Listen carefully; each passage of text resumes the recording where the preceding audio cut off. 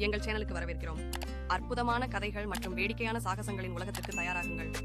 முன்னொரு காலத்தில் அழகிய காட்டில் பீட்டர் என்ற மயில் வாழ்ந்து வந்தது.